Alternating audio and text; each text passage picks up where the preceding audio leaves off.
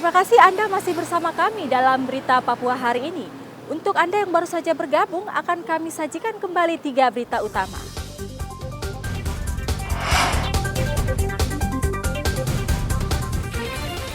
Polisi menangkap seorang buronan pelaku penyerang pos TNI di Kabupaten Maibrat. Diduga menggunakan anggaran penjualan beras 14 miliar rupiah, Bendahara Bulog Papua Barat ditangkap jaksa.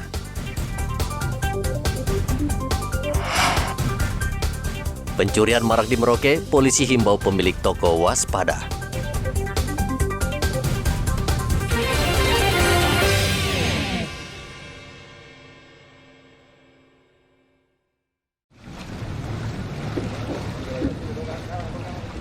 Untuk mengantisipasi abrasi pantai dan tsunami, Kodam 18 Kasuari bersama para pelajar SMA Taruna menanam bibit bakau di Pulau Raimuti Arfai, Manokwari.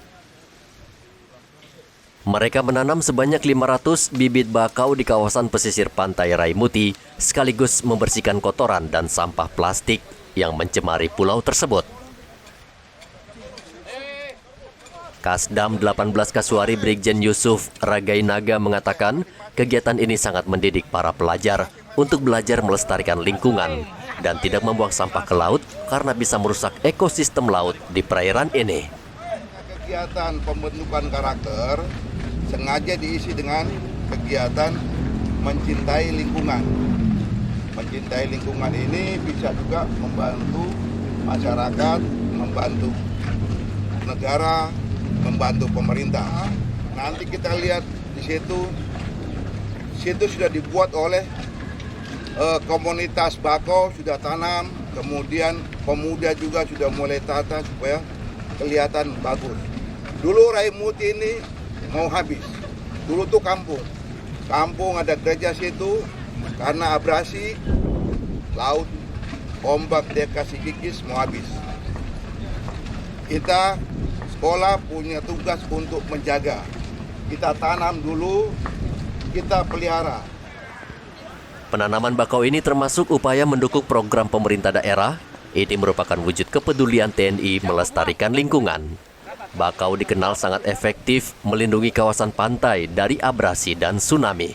Selain itu, pohon bakau merupakan ekosistem yang baik bagi kehidupan habitat laut, seperti untuk udang, kepiting, dan jenis ikan tertentu. Edi Musahidin melaporkan dari Manokwari, Papua Barat.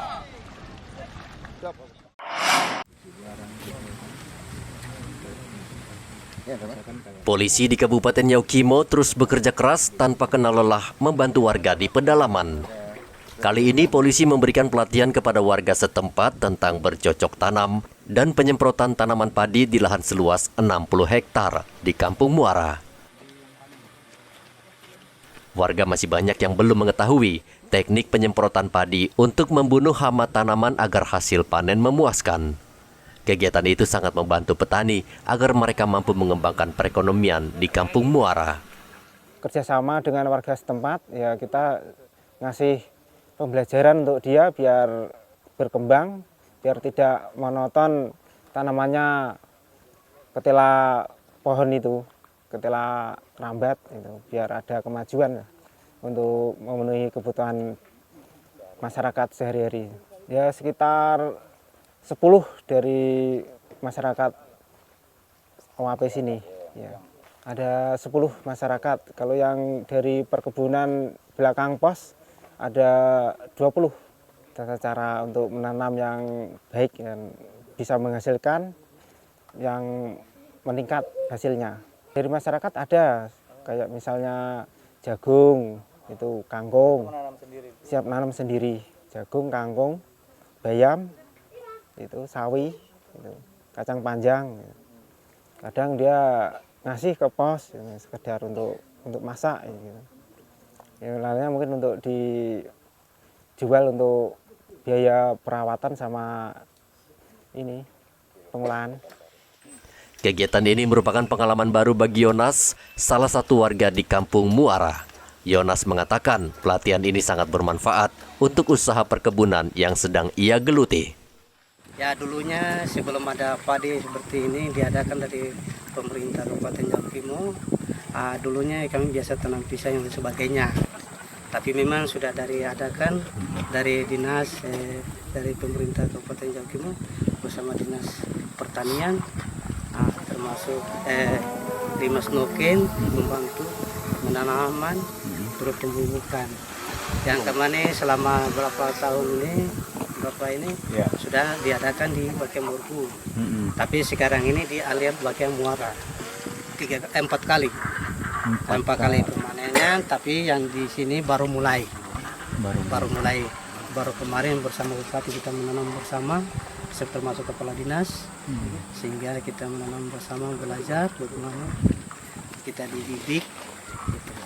Itu sudah, memang kami sudah ini maunya ingin berubah, mau meneruskan. Ini sangat baik, terbangun baik karena memang ini hal yang baru, kita merubah cara bertani masyarakat dan itu kita tidak bisa sendiri.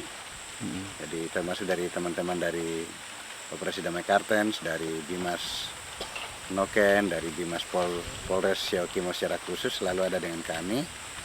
Karena kita akan merubah tidak hanya cara bertani, cara berpikir, cara bekerja masyarakat. Ini memang harus kita lakukan secara bersama-sama, tidak bisa hanya satu pihak, kami dari pemerintah, tapi baik dari pihak TNI, Polri, dari pihak gereja, dan semua harus bersinergi. Untuk kita di sektor pertanian kita ini ada 4 bidang, jadi tanaman pangan, kemudian peternakan, kemudian perkebunan dan perikanan. Nah, khusus kita untuk tanaman pangan di periode yang ada sekarang ini kita akan fokus ke penanaman atau perluasan kawasan persawahan. Ini kita tahun ini targetnya 60 hektar. Kampung Muruku dan Kampung Muara. Ya, memang ini kita hal yang baru buat masyarakat, tetapi ini memang tantangan karena pola makan masyarakat ini sudah berubah. Dulu kita makannya umbi-umbian dan pisang dan lain-lain. Sekarang ini masyarakat kita sudah terbiasa makan nasi. Ini tantangan yang harus kami jawab dengan kita melakukan pembukaan persawahan karena potensi lahan kita ada. Para petani berharap program-program Satgas Damai Kartens dan Satgas Binmas Noken Polri agar terus dilanjutkan, khususnya bagi warga yang bermukim di daerah pegunungan Papua untuk meningkatkan perekonomian para petani. Dari Yaukimo, Papua, Igobat Momolin melaporkan.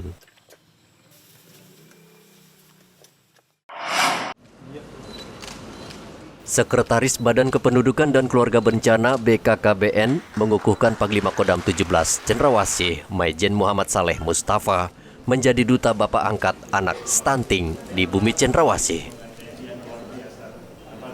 Sekretaris BKKBN Tafib Agus Rayanto mengatakan dukungan jajaran TNI hingga ke tingkat akar rumput dan Babinsa menjadi komitmen TNI untuk menurunkan stunting di Papua. Saat ini persentase angka prevalensi stunting di Papua sebesar 29,5% atau di atas angka prevalensi stunting nasional 24,4%. Tentu kemudian ketika mendapatkan tugas baru dari Presiden melalui Perpres 72 tahun 2021, kita itu ingin mengulang sukses itu. Karena kita menyadari TNI itu komandonya jalan dari tingkat pimpinan sampai tingkat Babinsa di bawah. Nah, oleh karena itu kemudian Kepala BKKBN kemarin sudah silaturahmi ke Pak Andika, ke Pak Dudung, sudah juga dilaksanakan roadshow dan juga menetapkan Pak Dudung sebagai Bapak Asuh Stunting untuk nasional juga. Nah, tentu dengan gerakan-gerakan yang kemudian dilaksanakan di tingkat Pangdam dan DIM, karena kami kan juga datang ke provinsi-provinsi lain, ini tentu menjadi komitmen TNI yang luar biasa. Saya kira saya punya catatan sejarah TNI tidak hanya persoalan stunting. Kemarin ketika saya membantu vaksin, TNI juga perannya luar biasa. Kenapa itu dipilihnya mitra TNI? Tentu dengan memperhatikan juga stakeholder yang lain di luar TNI. Ada dan Lanang, dan Lanut, kemudian mitra swasta juga, akademisi, kita tetap juga bergandeng tangan. Tapi hari ini kebetulan dengan TNI. Panglima Kodam 17 Cendrawasih Maijen Muhammad Saleh Mustafa mengatakan pengukuhan ini merupakan suatu kehormatan sekaligus tanggung jawab dalam percepatan penurunan angka stunting di Papua. Mendukung percepatan untuk pengurangan dari angka stunting ini ya.